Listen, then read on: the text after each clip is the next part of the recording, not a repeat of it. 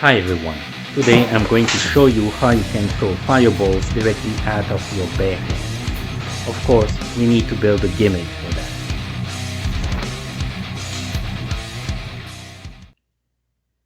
For this project you will need a soldering iron, some solder and optionally some flux.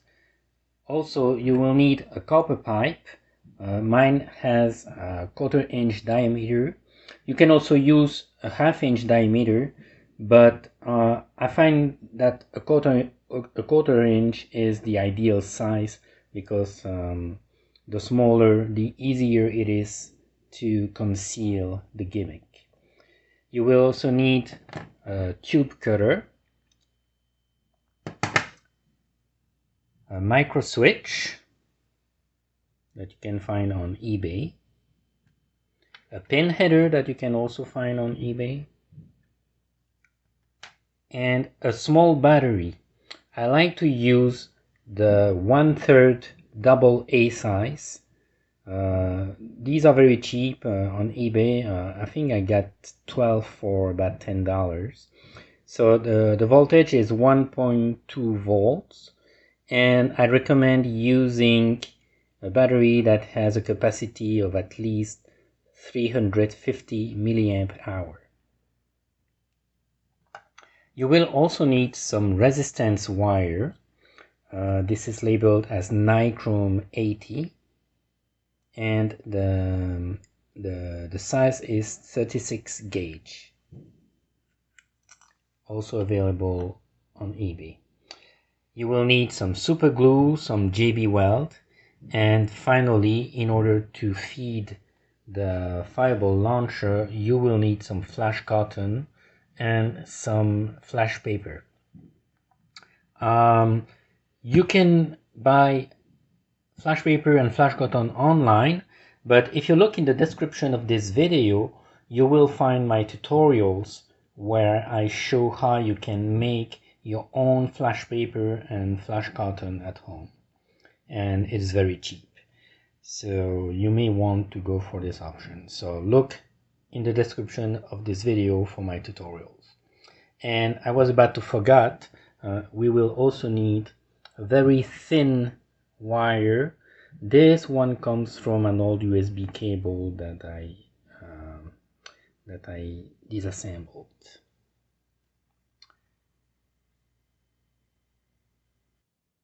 Optionally, you will need a lathe. Now, don't be scared. This is really optional. I understand that not everybody has a lathe at home, so I made this tutorial so that we actually don't need a lathe. But if you have one that you can use, then it's better. You will see why. If you go for the lathe option, you will also need a drill press with a Dremel.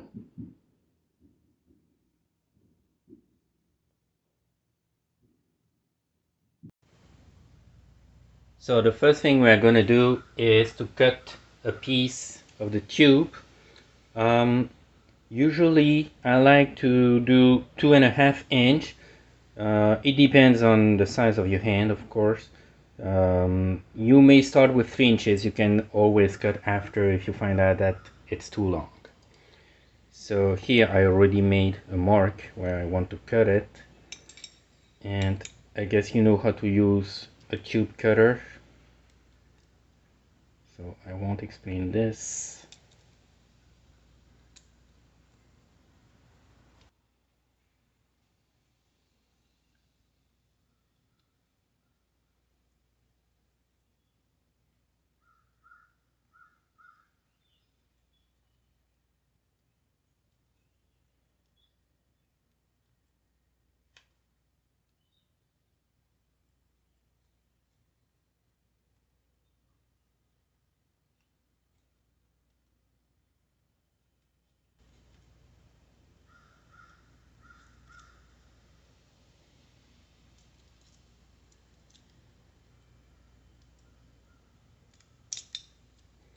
There we are.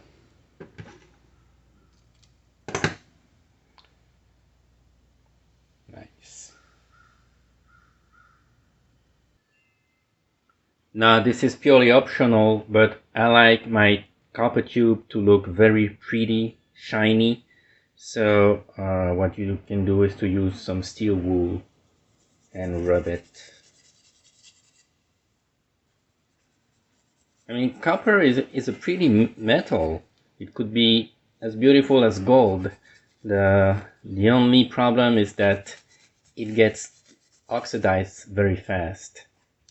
So that's why we never notice that copper is beautiful, but it's a pretty metal.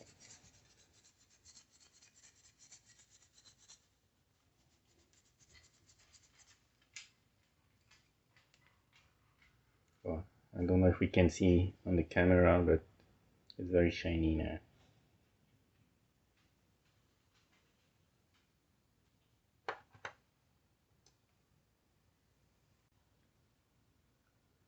Next, we're going to take the pin header and cut 2 pins.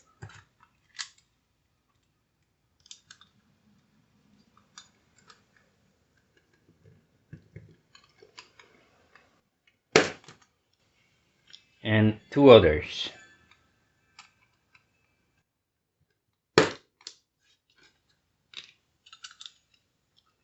Now, what we want with the second one, we only want the plastic part. So we're going to slide it along the pins.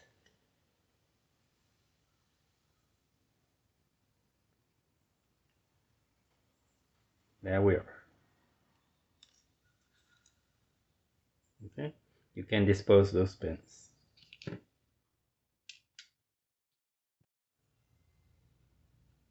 Now, here are the options. If you don't have a lathe, you are going to take, these 2 pins, and you are going to bend one of the long sides so that it ends up being like this one.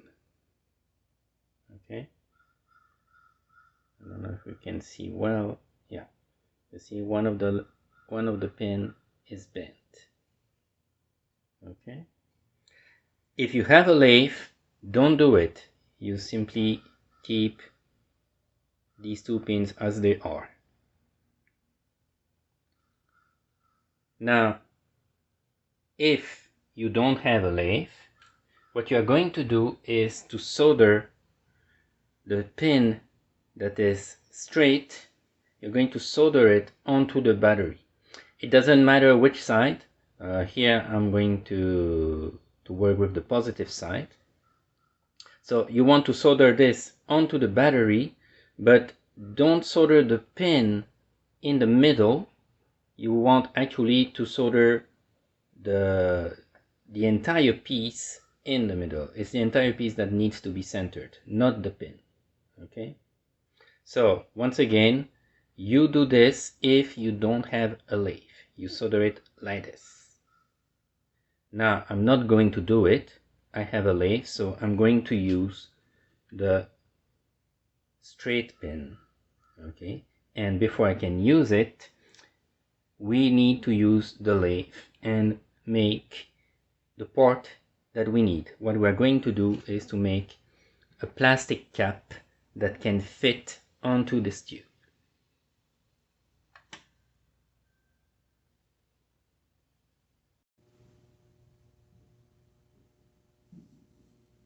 If you go for the lathe option, you need a plastic rod.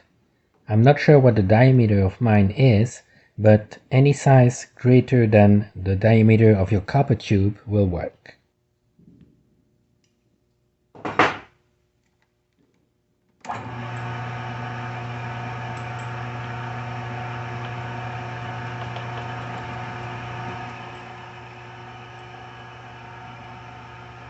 What we want to make is a plastic cap that can fit onto the copper pipe.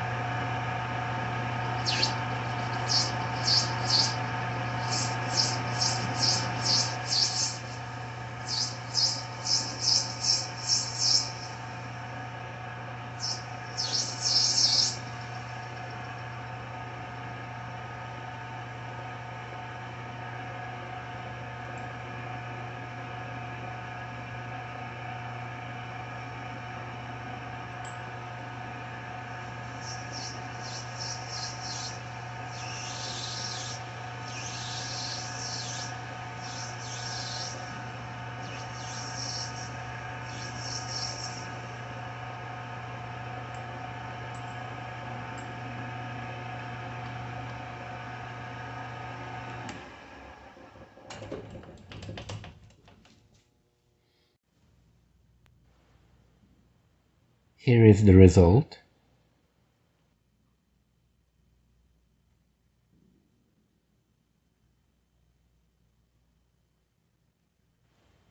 Now what we want to do is to drill a hole of about 1/10 of an inch.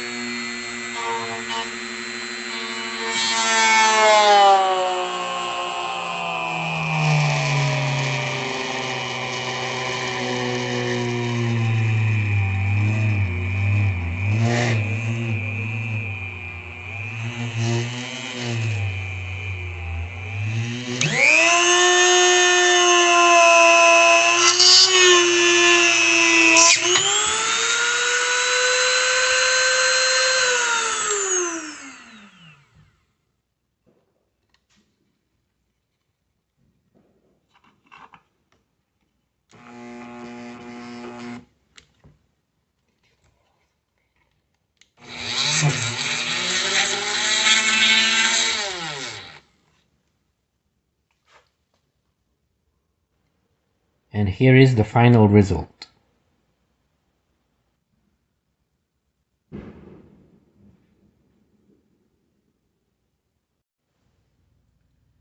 So here is again our final plastic cap. And what we are gonna do is we want these two pins to fit in that plastic cap, okay? So if they don't fit, just make the hole bigger. Now,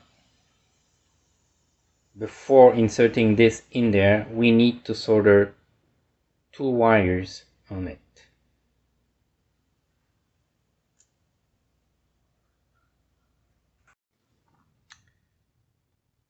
If you go for the lathe option, you're going to cut two pieces of wire that are slightly longer than the plastic cap. Well,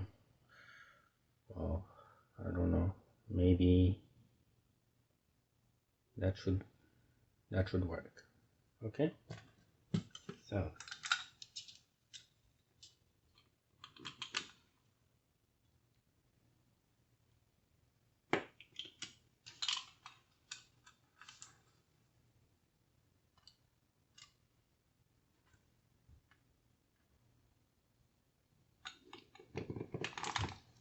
all right. and strip the wires. At the same time, let me preheat my soldering iron.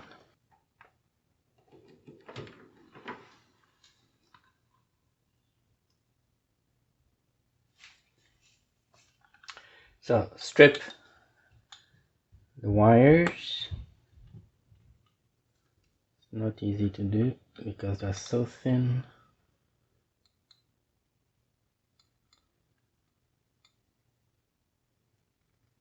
I mean, usually the best way to strip a wire is with the teeth.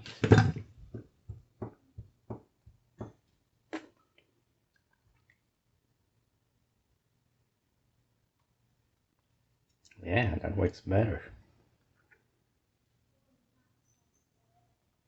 So twist the ends.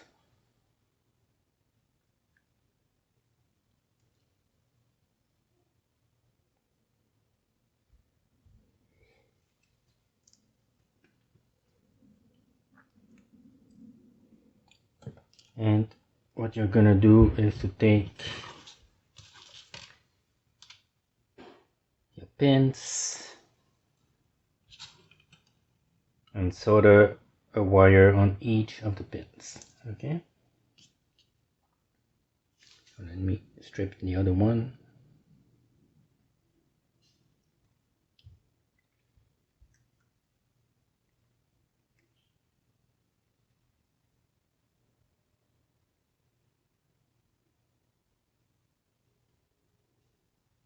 Twist.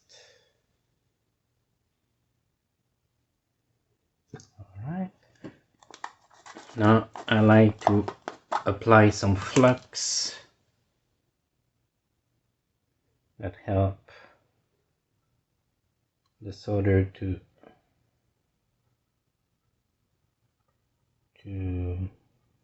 wet the metal. Okay.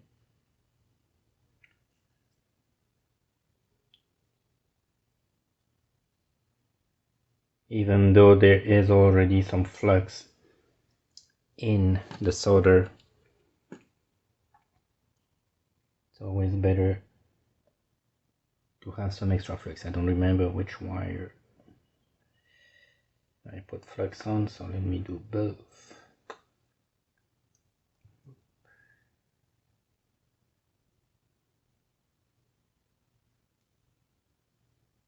Good enough.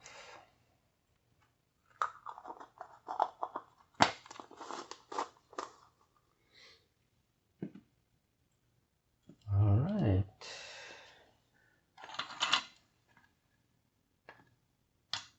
I guess I should wet my sponge. There we are. And clean the tip. Good. So is it hot enough already? Yeah.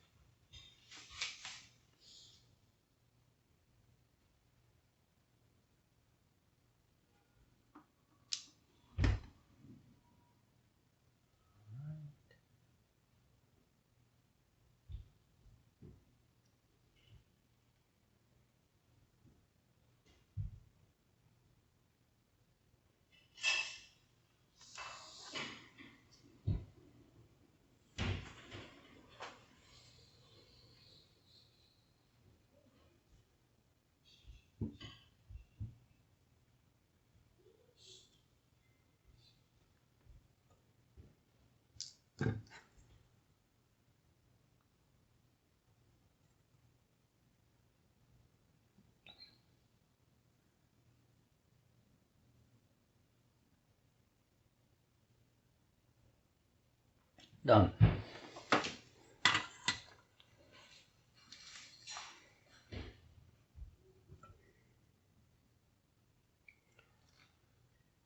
So now we want to insert those two wires in this plastic cap, and well, here I have a bubble solder that is a little bit too big, so let me redo it.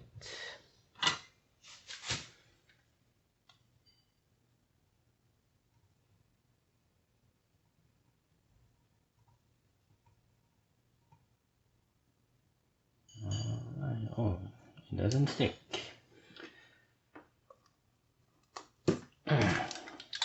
Yeah, there's some oxidation on my pins.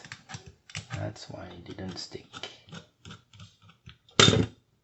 Even though I put some flux. So let me add some more.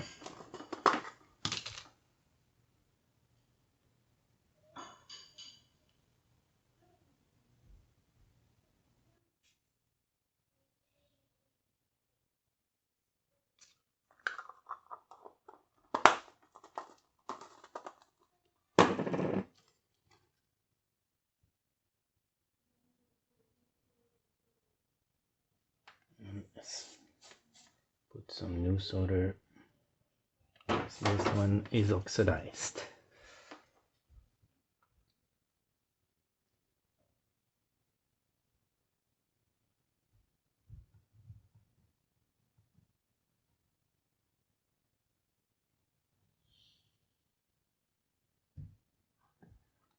Alright, this time I think it's good.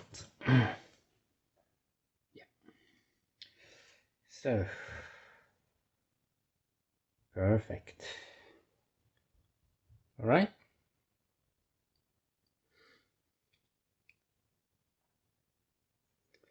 Now we want to solder one of the wires onto the battery. Okay. And well, that may be counterintuitive, but if your iron is not hot enough, then it may be destructive for the battery, because you will have to heat it up for a long time. The point is that since there's a big piece of metal here, it will absorb much of the heat that is produced by the iron, and the heat will have time to propagate inside the battery, which is bad. Okay, so although it's counterintuitive, you can actually make a better soldering joint if you use soldering iron that is very hot. And ideally you would use a point welder. I don't have any. I will post soon a tutorial in which I am going to build one, but right now I don't have any. So since my soldering iron is not hot enough, I'm gonna use an easy option. I'm going to use a torch in order to overheat my soldering iron.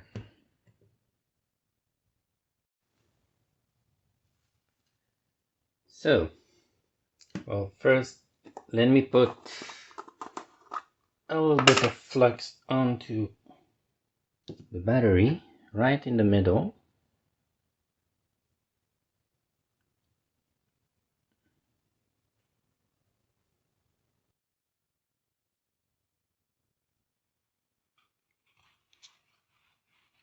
All right.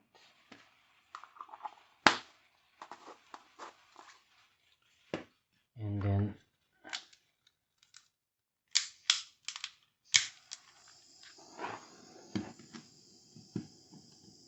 this, and I'm simply going to overheat the tip of my iron.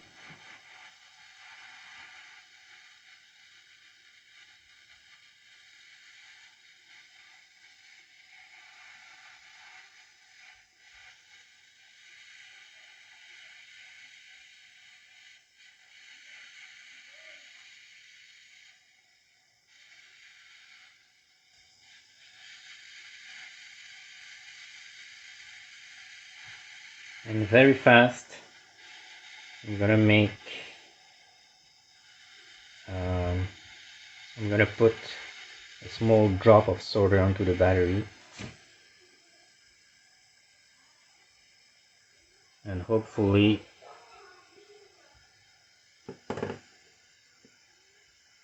the battery won't have time to blow up.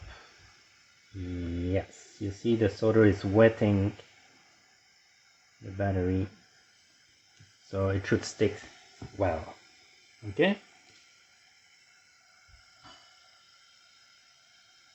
and the battery is relatively cold, didn't have time to warm up. Now let me heat up again the tip, and I'm going to solder one of the wires onto that point.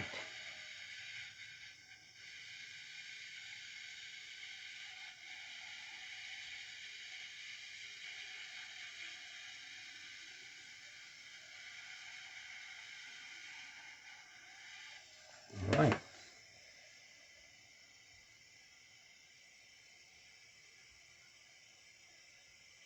Done. All right. Okay.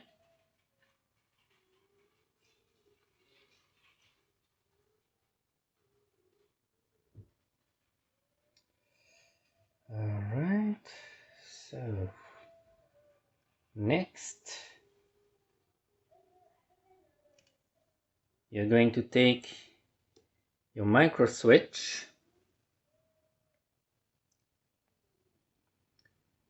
and, well, you should check with an ohmmeter in order to see which leads make connection when you press the button. Okay, so for this particular switch, I check that the leads that are closest to one another are the ones that enter in contact when you press the button, and same for the ones that are far apart.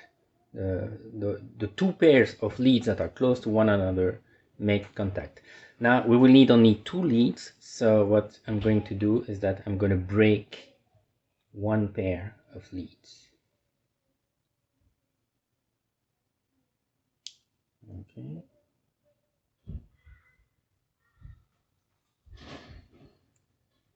Done.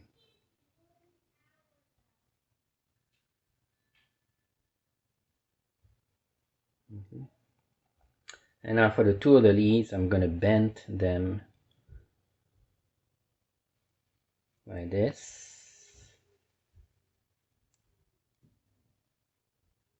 Make sure you bend them only once, otherwise they may break.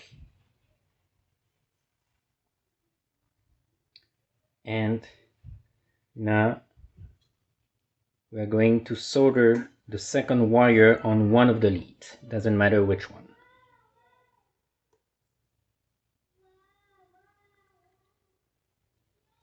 So again, a little bit of flux is always good.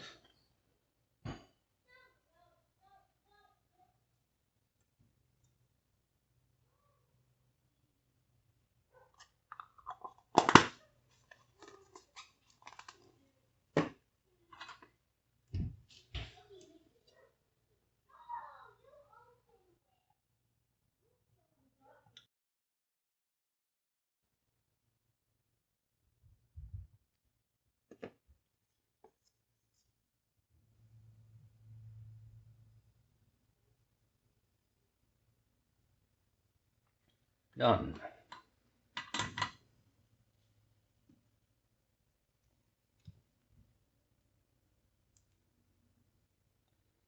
Okay. Now, what we want to do is to glue the plastic part and the micro switch onto the battery So it's not easy, but you want to solder it maybe like this, okay? You want to glue it like this, okay? And so I'm going to start by using some super glue in order to position properly the things, but that will be still very fragile. I only want to position it, okay? And then we will solder another wire that will go from the second lead on the switch and go on the other side of the battery. And once everything will be positioned, we will seal it with some JB weld, which will make the thing bulletproof, basically. Okay, so it's not easy to do this on camera, but I'm simply going to use some super glue in order to attach the micro switch onto the battery and the plastic cap also onto the battery like this. Okay.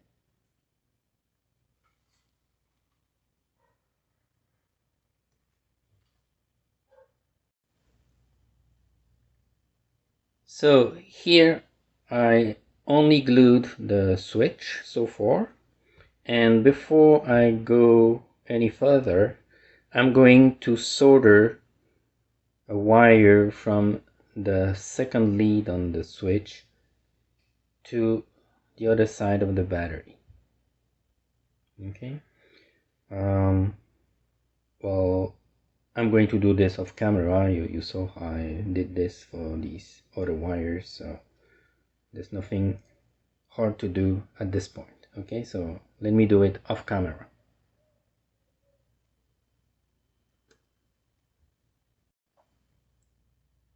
Alright, so I'm done soldering. Okay, and now what I'm going to do is that I'm going to seal all this, the switch, the wire, and the plastic cap. I'm going to seal it with some JB weld. And also I will seal this inside.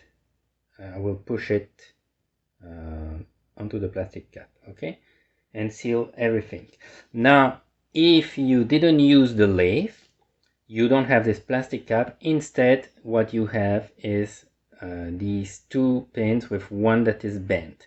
So once again, the pin that is straight is to be soldered directly onto one side of the battery, and the pin that is bent is to be soldered onto one lead of the switch.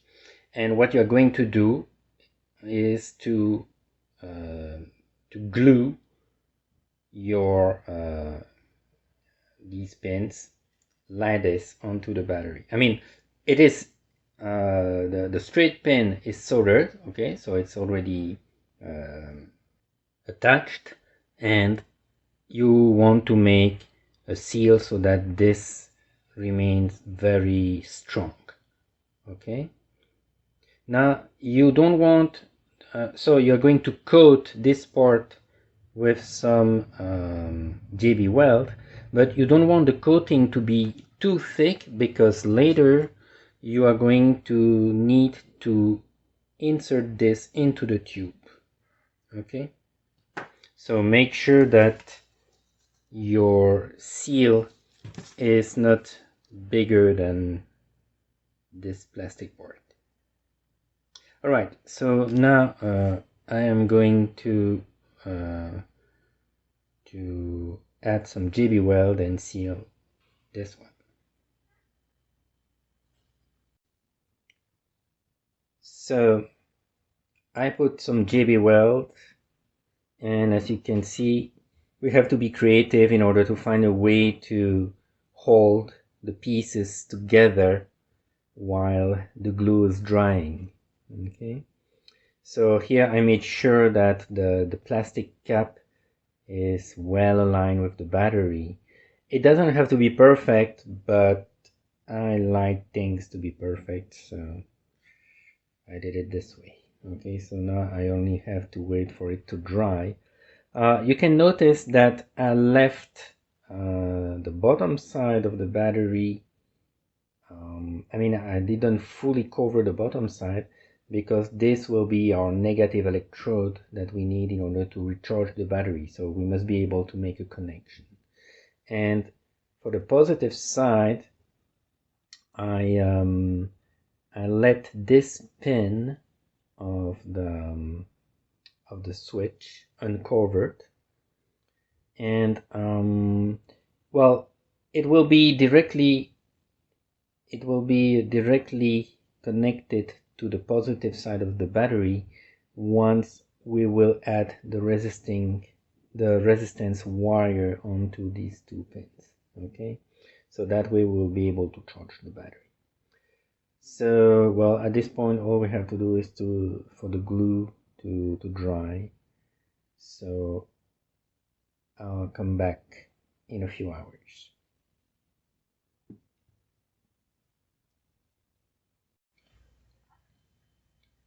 Alright, so the glue is now dry, and here's the result. This is now very strong. So yeah.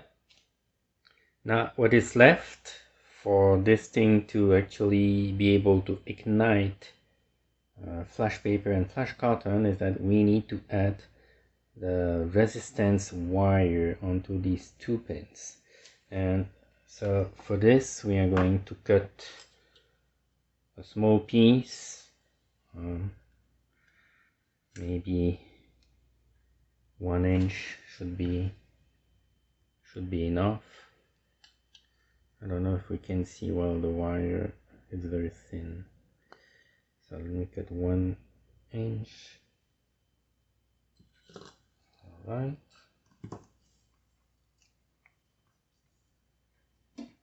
and we're going to take this plastic that was around the two pins that we disposed, and we're going to put the wire through one hole.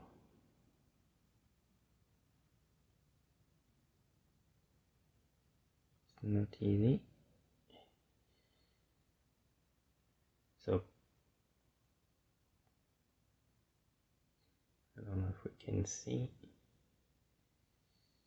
I cannot get the camera to focus. Okay, so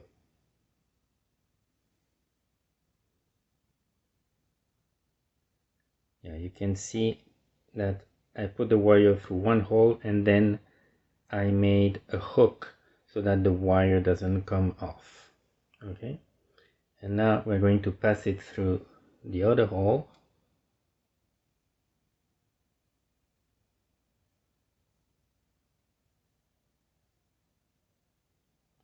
So now that we have a loop, okay, and we don't want this loop to be too big, so pull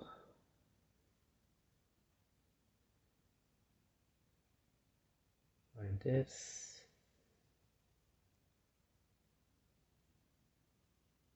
and trying to, maybe I can move my light.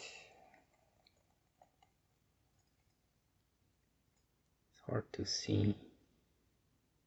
Yeah, you see this small loop? That's about the size that we want, and I'm going to cut the excess. Okay, so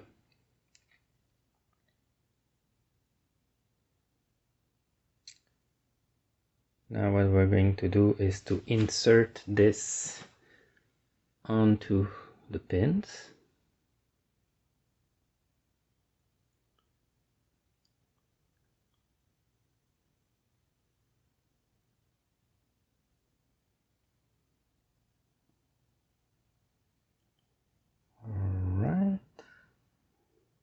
trash the loop that I just made, so we need to restore it.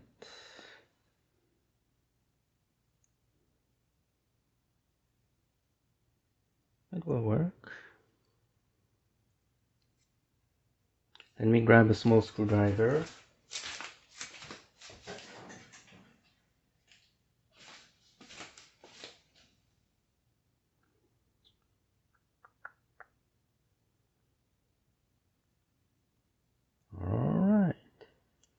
Alright, so this loop here is restored. That's what we want.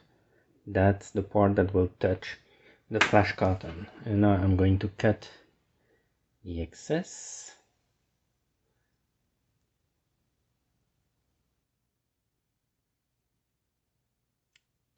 Done. And now the igniter is ready to work, except that we need to charge the battery first.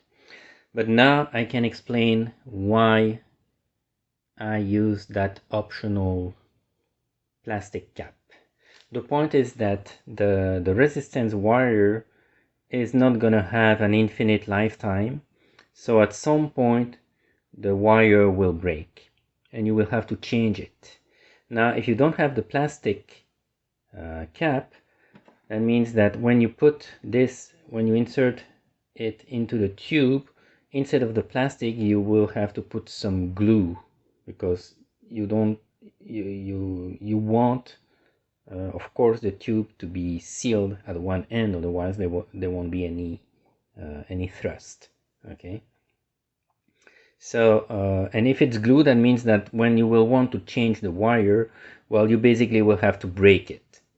Okay, and you may destroy all what you did, so it's not ideal. But with the plastic cap, you just insert the tube, you force the tube in, and then when you need to change the wire, you pull it off and you can easily change the resistance wire. Okay, now in order to insert the tube, I need to force it in, but I don't want to force at this point yet, because my glue is set, but it's not super hard yet. Okay, I should wait 24 hours. I only waited for 6 hours. Okay, so now you understand why using the lathe option is better. Now if you're lucky, you don't even need a lathe. You may be able to find a plastic piece which has the right size and fit in your copper tube. I don't know, but it's very convenient if you have a lathe. Alright, so we need to test if the igniter works, and for this we need to charge the battery. So now let me show you how you can do that. Oops. Now, in order to charge the battery, you basically have three options: the worst one, the okay one, and the best one. Now, the advantage of the worst one is that it will work and you don't need anything special in order to do it. So here's how we do it. You have here your small battery here, which has 1.2 volts.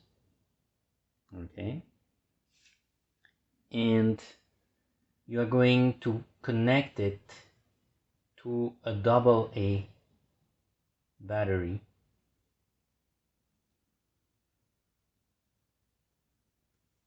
negative on negative and positive on positive. Okay, so the AA battery has a voltage of 1.5 volt. So that means that the difference in voltages is 0.3 volts. And both batteries have an internal resistance that is no more than 1 ohm, but it can be much smaller, like 0.1 ohm. Okay, but let's assume that each of the batteries have a resistance of 1 ohm. So that means that the current will be given by dividing this difference in voltages divided by 2 ohms. Okay, and that gives 150 milliamps. Okay, now this battery has a capacity of 350 milliamps hour. And in order to charge it properly, in principle, you should use a current that is equal to 1/10 of the capacity. So it should be charged with a current of 35 milliamps for 10 hours. Okay. But here we have, if the resistance of the two batteries is as high as 1 ohm each, then we have 150 milliamps, which is much bigger than the recommended current charge. So that means that, well, it will work. The battery will charge faster in a matter of in 12 minutes, if I don't make any mistakes. But the lifetime of the battery will be reduced because such a high current for charging it is destructive. Now the point is that when I say that the internal resistance of each of the batteries is 1 ohm, it's an upper limit. That resistance can actually be 10 times smaller. It varies, and if it's 10 times smaller, that means that the current will be actually 1500 milliamps or 1.5 amp. And that's a really large current. So that means that in a matter of just 2 minutes, you will charge the battery. But again, it's not good for it. But it will work. You will be able to do it a few times. Okay. So that's the way of charging the battery if you don't have anything better. It will work. Check that it doesn't get too hot when you touch it. Okay. Now, so this is the worst solution. Let me write it. Worst. Now, the best solution is to use a current generator, an adjustable current generator, which the symbol is supposed to be something like this. Well, you plug, this is your current generator, and you plug it to your battery.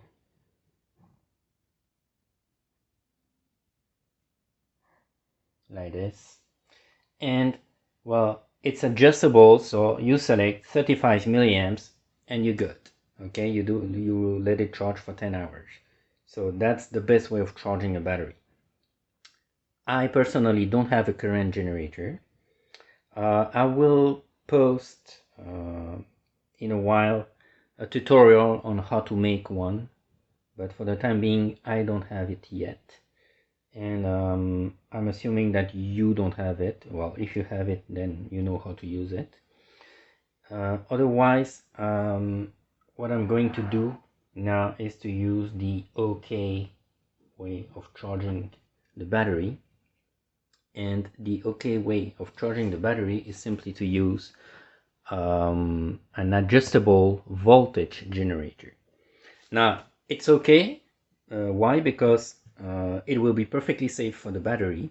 You can charge it with a current of 35 milliamps, but it's not as convenient as the current generator because, well, let me symbolize the generator like this.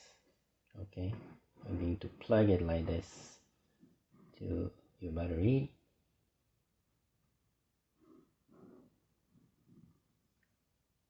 Okay, and you are going to adjust the voltage. So to show that it's a variable voltage, usually we draw an arrow like this.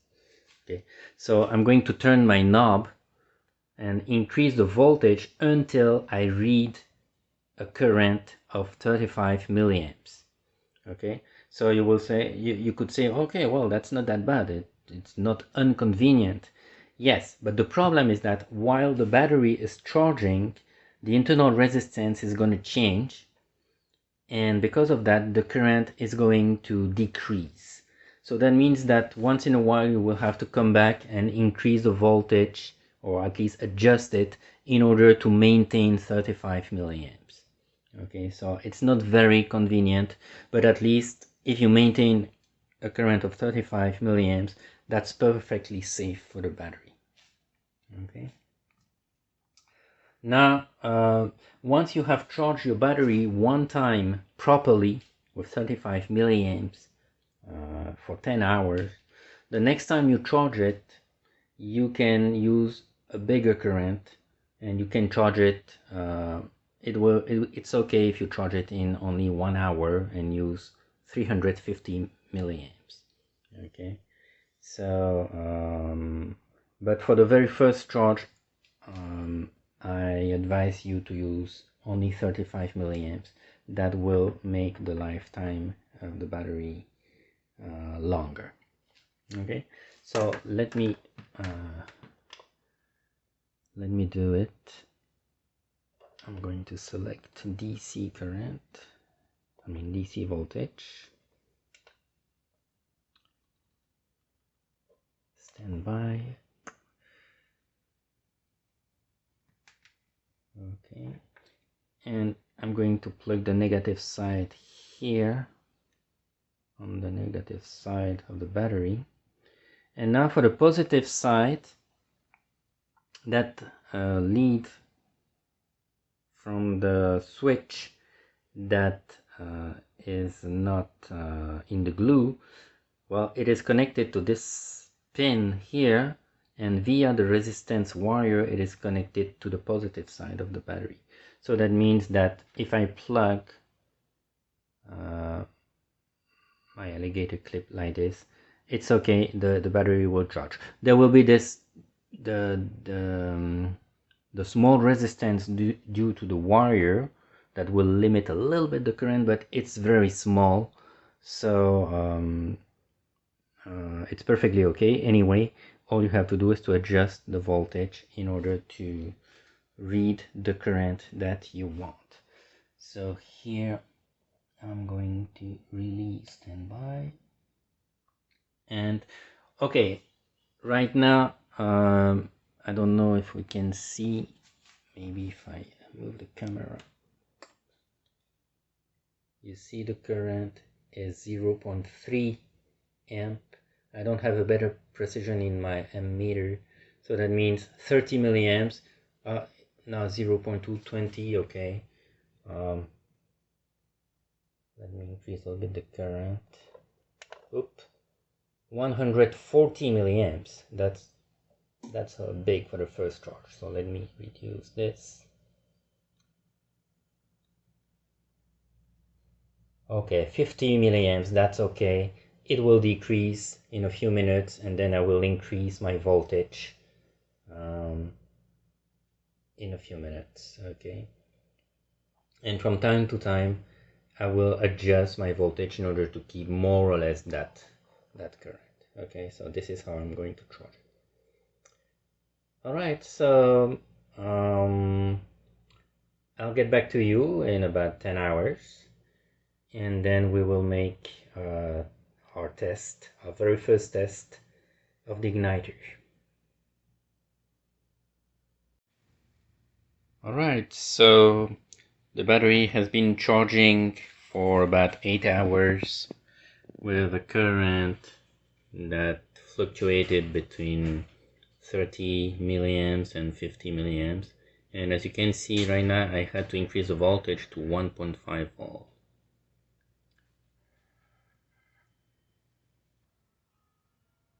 Alright, so let us make a first test. I'm gonna use a tiny bit of flash cotton, put it on the resistance wire. 3, 2, 1, Go. Nice.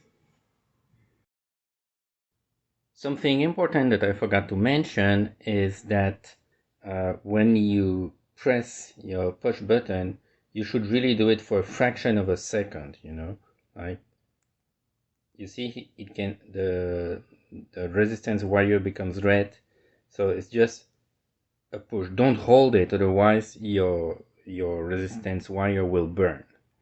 Now there are some cases where the resistance wire will actually not glow, but still it will be hot enough in order to ignite the flash cotton. I guess this depends on whether you have a good connection or not, and maybe the actual resistance of the wire is not uniform, so there might be some part of the wire that have more resistance than other parts. So there are some variations, but in all cases, just press the button for a fraction of a second, and that's enough to ignite the flash cotton. And this way you will increase the lifetime of your resistance wire. All right, so let me put this back in. All right, and this is our finalized device, and you hold it like this. You can press the button and you can conceal the gimmick. Now what you can do is that you can attach a rubber band so that once you fire, while there is the fireball that blows people's mind, you have time to open your hand and the gimmick will get inside your sleeve. Nobody will see that you had something in your hand, and keep your hand open just to show that you really have nothing. Don't raise your hand, that may give a clue that you are making something fall into your sleeve. Okay, so well, this is it. Now in order to shoot fireballs, well, you have to make some tests, but you can start by taking a small piece of flash paper and roll it around some flash cotton. So the amount of flash cotton determines the power of the cannon, okay, and the amount of flash paper will determine how long the fireball will burn. So yeah,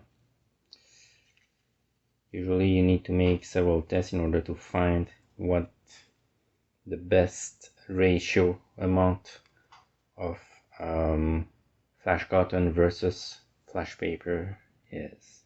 Okay, so I'm gonna try like this. We'll see.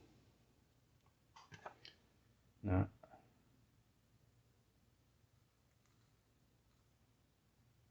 push this inside,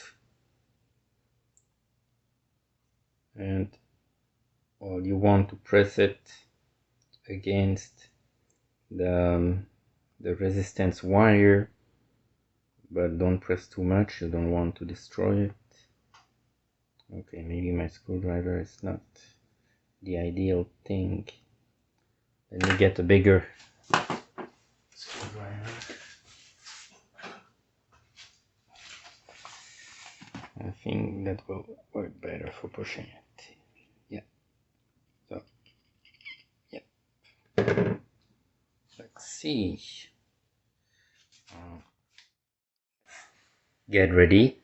3, 2, 1, go.